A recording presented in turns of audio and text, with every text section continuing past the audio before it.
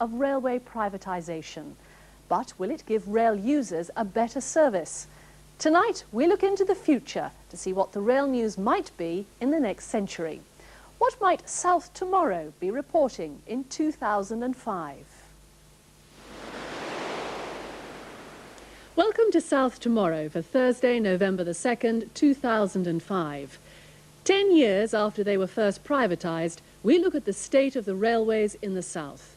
Do passengers get a better or worse service than they did then? Back in 1995, we commissioned detailed research from a group of railway consultants. Between them, they had more than 100 years' experience of running railways. They predicted what trains would be like in 2005. Their findings form the basis of tonight's programme. But first, Paul Clifton, our transport correspondent for the last 15 years, delves into the archives. Here's one of his old reports on the way the railways looked back in 1995.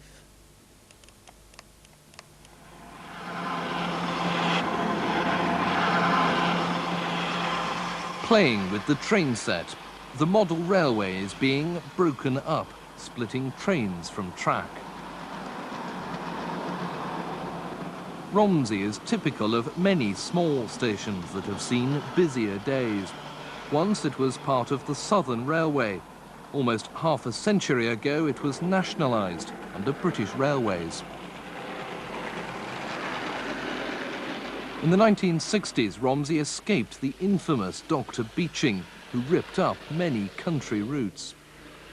In the 1980s, the trains were called regional railways. Elsewhere, they became Network South East. Now they're called South West Trains, and some railwaymen fear a new Dr. Beeching. Cyril Wilson has seen it all. When he first drove trains through Eastleigh, he worked for the Southern Railway. Now the wheel has come full circle.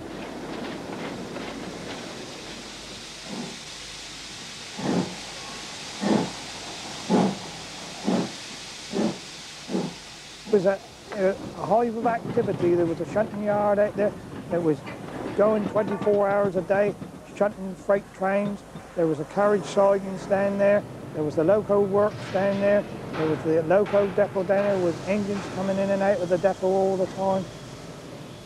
And if you look round here now, you can see there's nothing happening. There's nothing happening in the yards or anything here. Eastleigh, once the great railway town of the south, is already affected by privatisation. The railway maintenance works over there were bought by the management. It hasn't prevented fears of further job cuts. 137 trains a day stop here. There's a good service to London, but there are dozens of local trains too.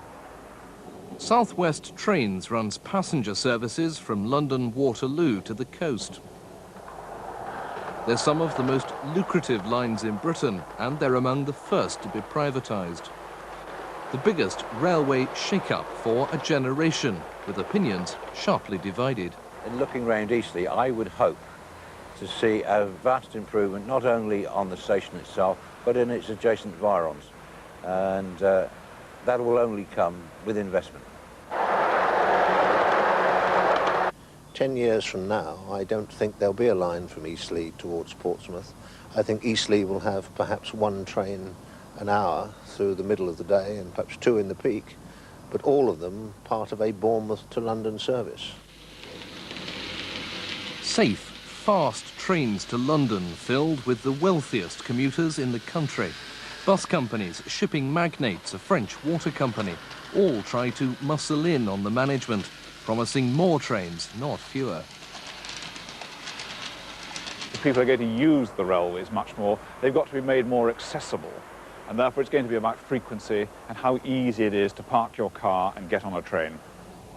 The next big chunk of services for sale is Network South Central, linking Sussex and Surrey to London Victoria, with local country trains too.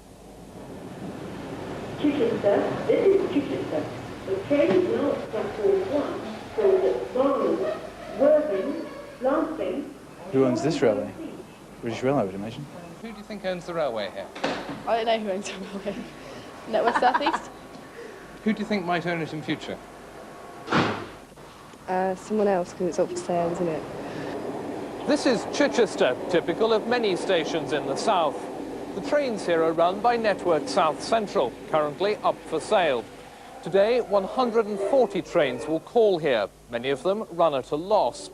If cuts are to be made after privatisation, many trains like this one from Brighton could well disappear.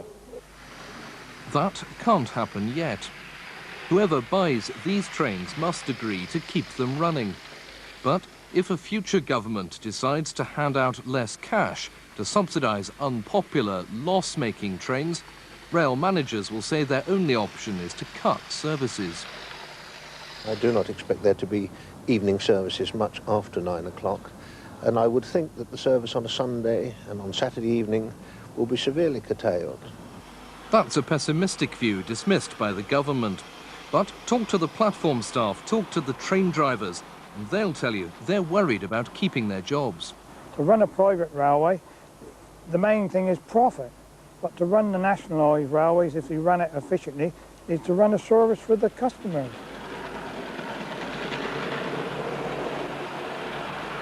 That's how it was 10 years ago. So has time proved the critics right? We're presenting one vision of how the railways look in 2005. Not everyone will agree with it, but many in the industry think our scenario is realistic. We'll also be discussing that vision with the chairman of the Passengers Watchdog and a former chairman of British Rail. First, though, how have things changed?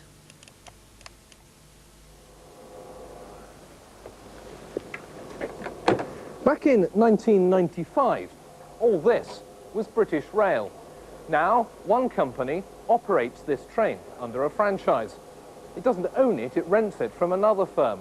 And Railtrack owns the track that's down there. It also owns the platform. Over there is another train, which has a different owner and a different operator.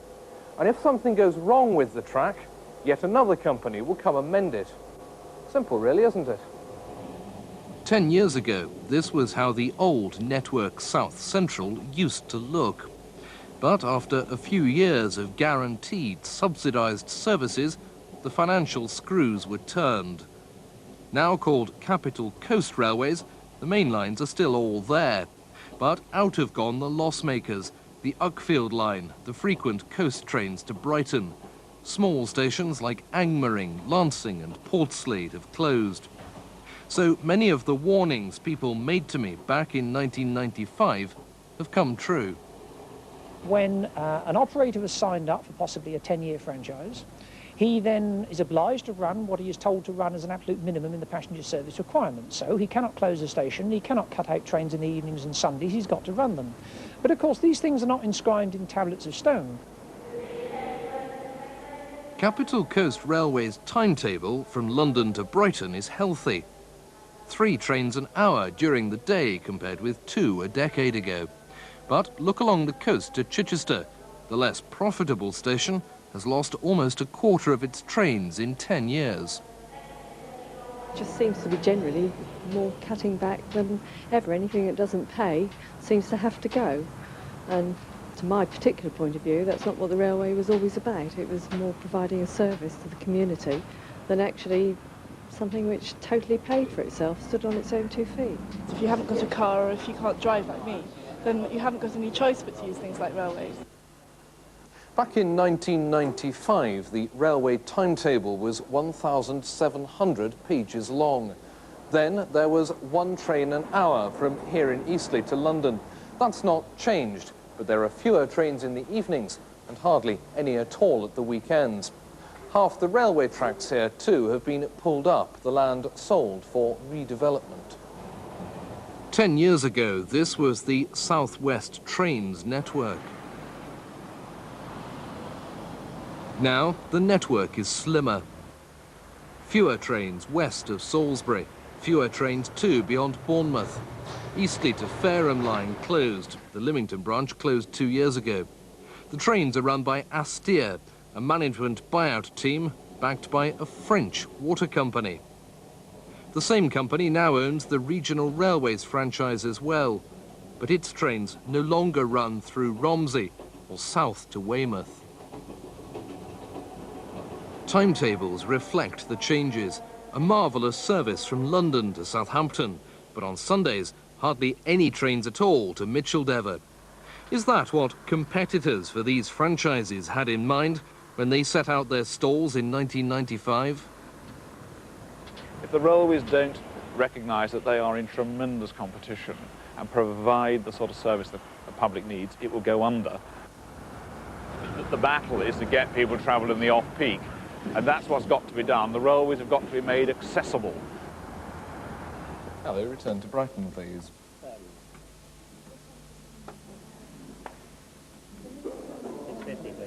Okay, thank you very much. This is something you don't see very often anymore. Few ticket offices remain open. They're old-fashioned, expensive to run. Most of them have been replaced. This is where the ticket office is now.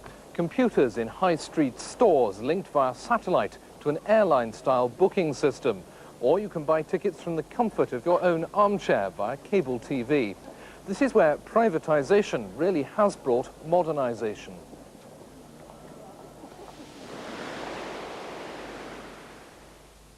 I agree with the first half in that the intercity lines are likely to improve given the investment.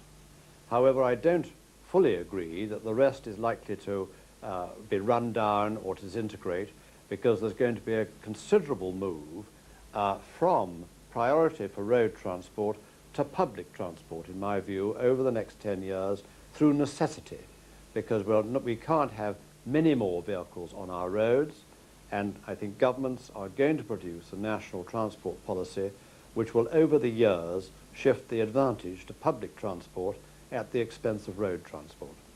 We've got to watch those rural services and make sure they're not cavalierly dealt with. You're quite right, it'll be the intercity services that attract operators and hopefully attract more investment, because my goodness, they have needed it. And that's been the problem, of course, of getting the West Coast Main Line away. So I think that there is a threat to the peripheral railway, the rural services. I know what the key to the future is, and I'm afraid it is what we're all short of, which is money to invest and money for a reasonable level of subsidy. After all, we need a good railway for economic reasons, for social reasons, for environmental reasons, and it would be a sad day if the second half of your scenario of many things closing down or being reduced was ever achieved. We have got to think of a far better way of establishing transport policy in this country. I mean, we know very well that transport is apparently the responsibility of the minister of the government of the day. We know also very well that, you know, if you put the ministers of the last 2 decades on a double-decker bus, they'd be struggling for a seat. Back in 1995, it was clear that bus companies were queuing up to buy into the railways. They promised private sector efficiency, cutting out dead wood in the management, cutting labour costs. Now, in 2005, is public transport in better shape?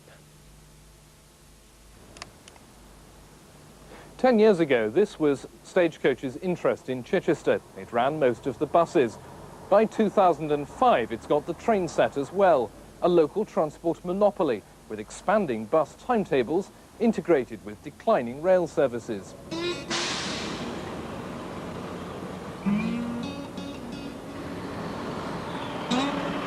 For Stagecoach, the attraction is obvious. Trains and buses working together. The first time there's ever been fully integrated public transport here. But it's worried the OFT, the Office of Fair Trading.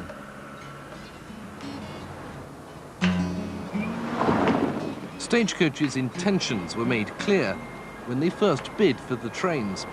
We'd look to provide better integration between bus and rail with existing bus services and existing rail services. When you have a common cause, a common focus, we think it'll be much easier to provide improved services. I only hope that the OFT is going to look very closely at the cases where bus companies are wanting to buy up the trains. But it seemed to me that it is a very good case of having the most gigantic monopoly that one's ever seen in this country.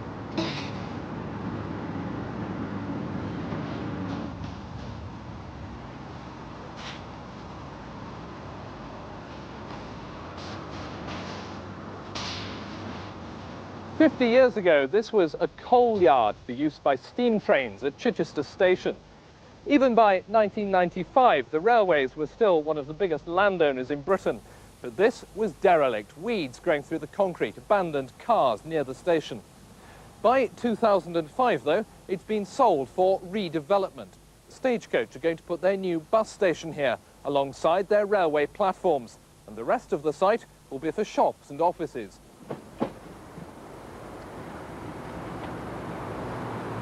Trains are busiest during the morning and evening rush hours. During the day, many stand idle. The same is true for drivers.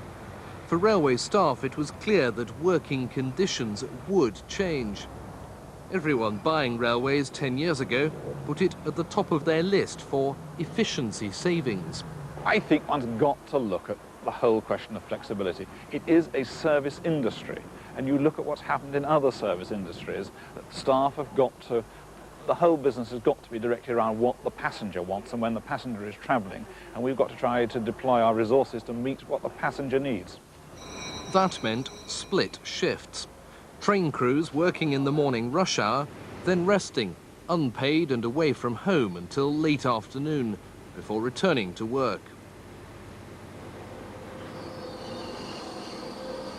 That was already common in the bus industry, with drivers away up to 14 hours a day. The unions put up a fight, but they failed. It'll happen over my dead body, and the reason for that would be that the stress and strain it will put on family life for the people who would have to operate that sort of system. We are looking to run a more efficient railway.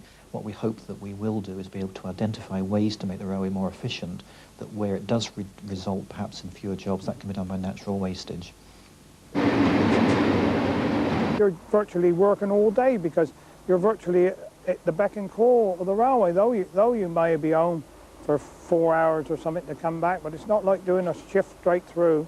I wouldn't like to do it, and I don't think there's anybody else would like to do it. The chairman of Stagecoach will look at his commercial opportunities entirely within his own sort of strategic plans. And he's got a big opportunity, I think, if the government of the day is prepared to underpin the franchises in the way they're doing. I think my advice to him would be argue like mad to get ownership of the assets, and also see if you can't extend these franchises. Because the temptation for franchises on a 7-year basis is that they will be the assets will be sweated, and railways is a long-term business, and this is very short-term. But is a more efficient railway necessarily a safer one? The old nationalised network was run by a generation of railwaymen who believed safety was paramount. Then it was an ethic that underpinned the railway. Now it's rigid regulations laid down by law. Has safety suffered?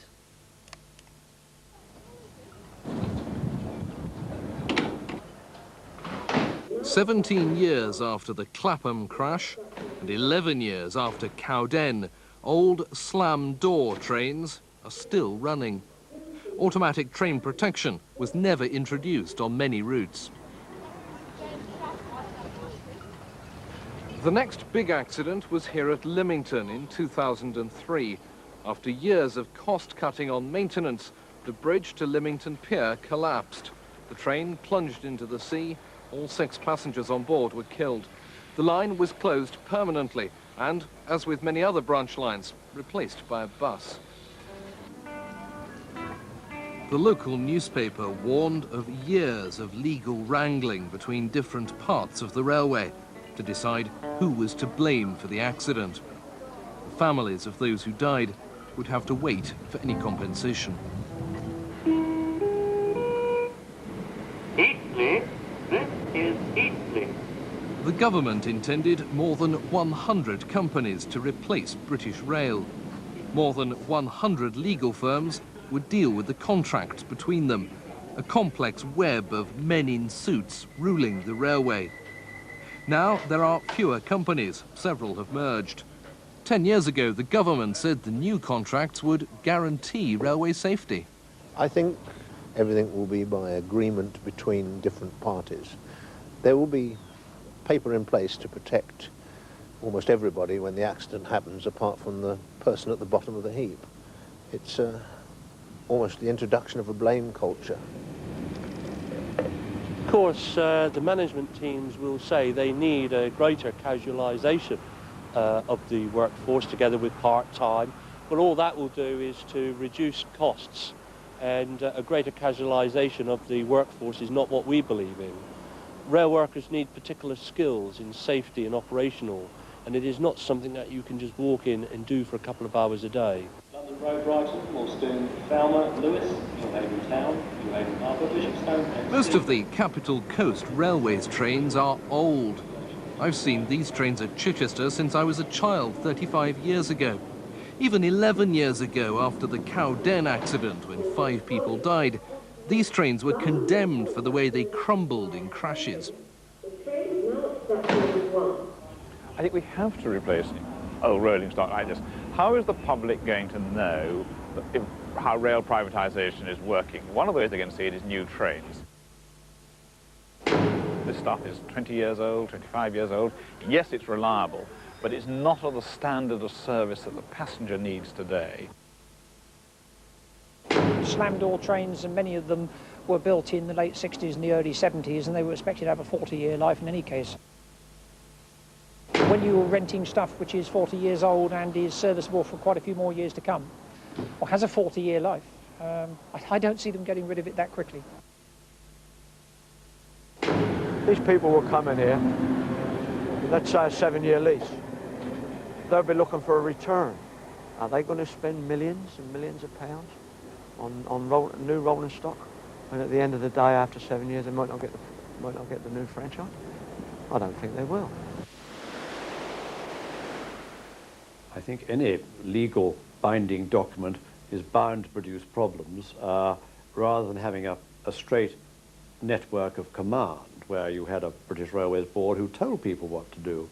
You've now got a number of legally binding arrangements, which I think will be a real bun fight for the lawyers. We're making a world fit for the consultants, the accountants, the lawyers to live in. I mean, it really is quite difficult to see how they're going to keep up a kind of streamlined and effective relationship. They need one another, whether it's through ticketing or all the obvious things of helping each other when locos break down, you know. I think we're heading into a jungle of contractual relationships, which in the long run, I think, will come under very critical scrutiny. So are the trains better in 2005 than they were in 1995? The research we commissioned then predicted the best trains would be profitable, innovative and popular. The rest would be run down and dependent on state subsidy, a second-class railway. This is the way it is now. Much better mainline trains for commuters, but a poorer service on country lines. No service at all in a few cases. A two-tier railway, some call it. Not our fault, say the railway companies. If you want socially desirable trains that not many people use, then the government's got to pay for them. 10 years ago, that's more or less what everyone told me, whether for or against privatising the trains for passengers. I believe they'll get a much better deal, because if they don't, the railways won't be here.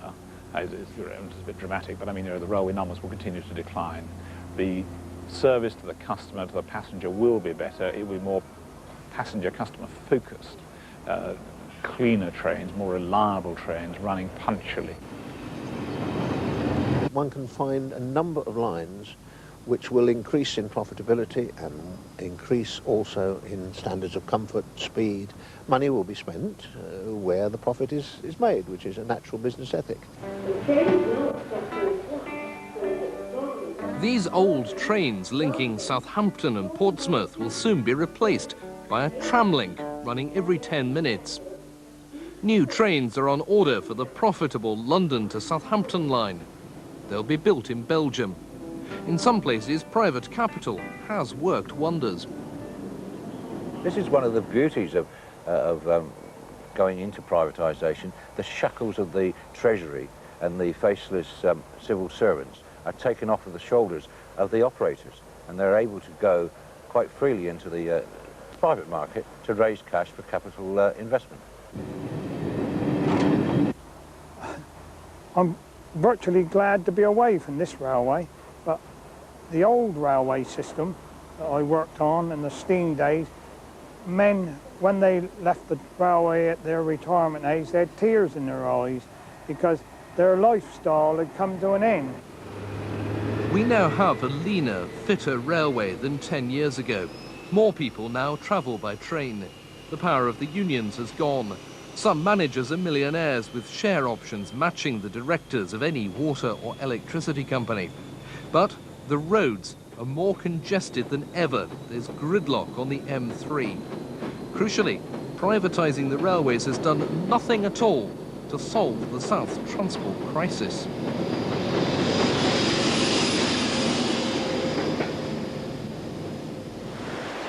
Minister, the research that was commissioned by the BBC from people in the rail industry suggested there could be, in 10 years' time, a two-tier railway where the fast intercity routes are improved, see a better service, whereas some country routes see a poorer service, the ones that depend heavily on government subsidy. What's your view of that scenario? Well, I'm sure that the intercity services, which probably have always been the flagship of the railway, will continue to perform extremely well. The bit of the scenario I don't recognise is a decline in standards to rural areas, because it is a very important integral part of our policy that socially necessary but economically vulnerable services will be heavily protected through the passenger service requirement and by a substantial continuing level of subsidy. So what difference will privatisation make to people living in large areas of southern England, places like Eastleigh, places like Chichester? They will have a train operator owned in the private sector, bringing in innovative ideas from the other parts of the private sector, able to run the services on a commercial basis, focusing on the specific task of delivering services to passengers and not having to be bothered about the maintenance, the procurement of rolling stock, and all of the other things that were all one of a part in the monolithic structure which we're replacing. The Stagecoach, the bus company, is shortlisted for the first franchises. It's also interested in Network South Central, for example. Does that not raise concerns? In general, I have no concerns about bus operators becoming train operators or being parts of consortia which are train operators. It seems to me that this would be one of the ways in which the market will deliver the integrated transport which so many people ask for but very often don't seem able to define. So another view of the train service in the future. Of course, what will really happen can only remain a matter of intense debate, particularly for the 500,000 people in the south who regularly travel by train. From Southern Eye and South Tomorrow, good evening.